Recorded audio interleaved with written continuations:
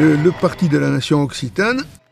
qui s'appelait au début Parti nationaliste occitan, qui était fondé en 1959, est le premier parti politique occitan constitué, si l'on accepte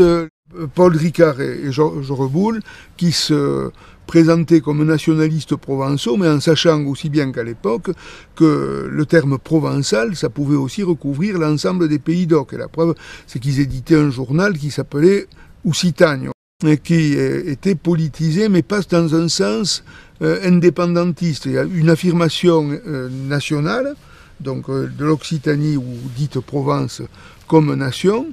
et donc c'est quelque chose qui a été repris par François Fontan, qui lui est parti plus d'une conception générale de l'humanité pour dire, voilà, il y a une théorie, donc il a élaboré une théorie qu'il a appelée ethnisme, qui dit partout où il y a une langue, il y a une nation, il y a un peuple qui porte cette langue, généralement un territoire qui doit y correspondre, où il peut se réaliser, et donc une culture propre. Il y a des tas d'éléments qui sont identifiés très souvent comme constitutifs de la nation, mais l'élément important, synthétique, qui peut dire là il y a une nation différente des autres, et comment elle se délimite, c'est sur la base de la langue, dans ces variétés où d'un point à l'autre les gens arrivent à se comprendre, ce qui est attesté pour l'occitan depuis les travaux des romanistes au XIXe siècle et même avant. Donc Fontan s'est découvert occitan lui-même, et à ce moment-là il faisait comme la totalité des occitans, ou la quasi-totalité, puisqu'il y en a quelques-uns en dehors des frontières françaises qui se croyaient français du Midi, mais français comme les autres, avec un peu de particularité. Il a dit non, ma vraie nationalité c'est occitane, et donc j'applique ma théorie à moi-même, et donc l'Occitanie est une nation qui a un droit légitime à l'indépendance, et même la voie du progrès pour elle, c'est cela. Et ça se passait quand même à une époque historiquement bien constituée, bien donnée, c'est celle de la décolonisation. En 1959, la France était en pleine guerre d'Algérie, et d'ailleurs, Fontan a identifié assez vite que l'indépendance de l'Algérie, que tout le monde, encore à cette année-là, et même a fortiori 2-3 ans plus tôt,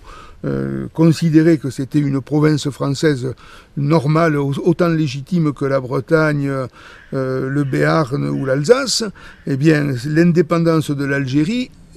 qui était inéluctable, mettrait un sale coup dans l'idéologie française, et que les Occitans prendraient conscience que peut-être leur sort n'était pas très différent de celui des Français de l'autre côté de la Méditerranée, c'est-à-dire des Français qu'on essayait de convaincre que leur avenir radieux était dans la France, dans l'Algérie française.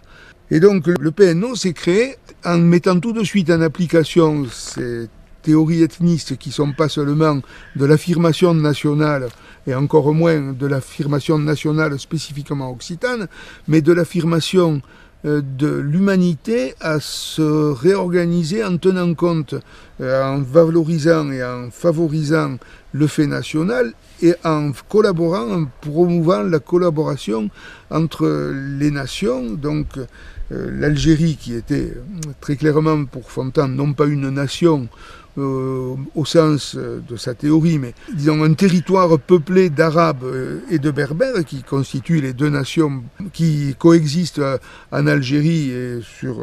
le reste de l'Afrique du Nord. L'Algérie avait droit à son indépendance, avec un front de libération nationale qui rassemblait avec des fortunes diverses les Arabes et les Berbères en lutte pour leur libération, à charge pour eux de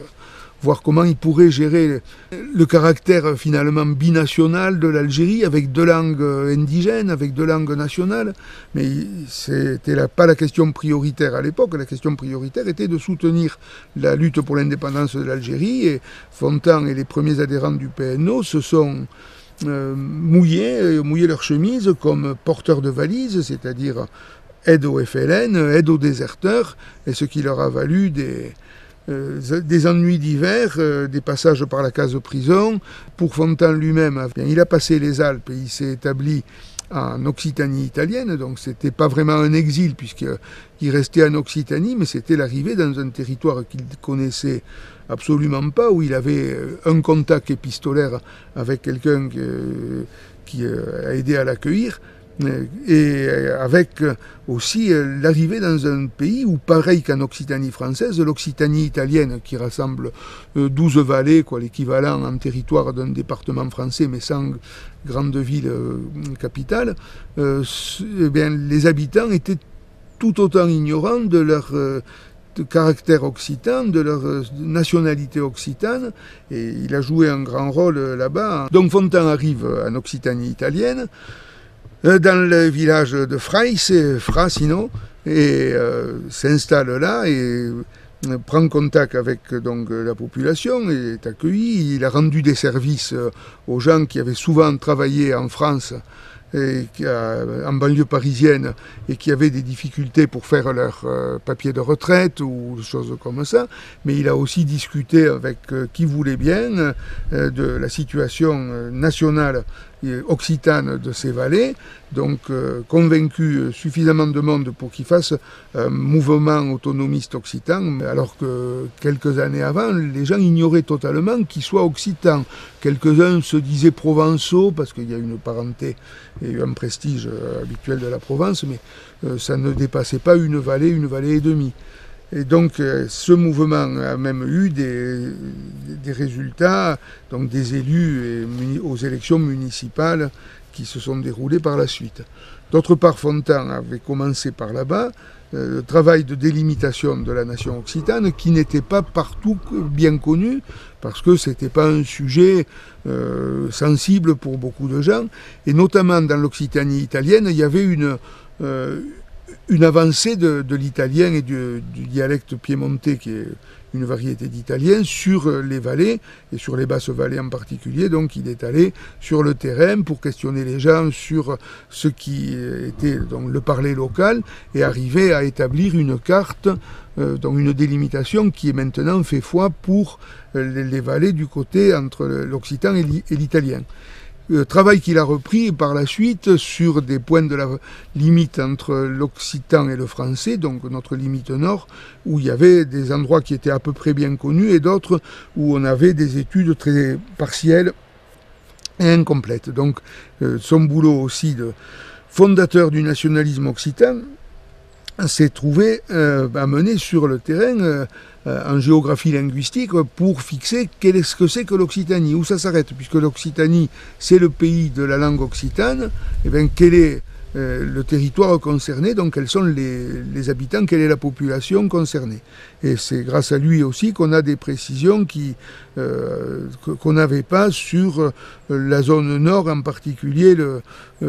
pratiquement tout ce qui va de Grenoble jusqu'aux environs de Châteauroux.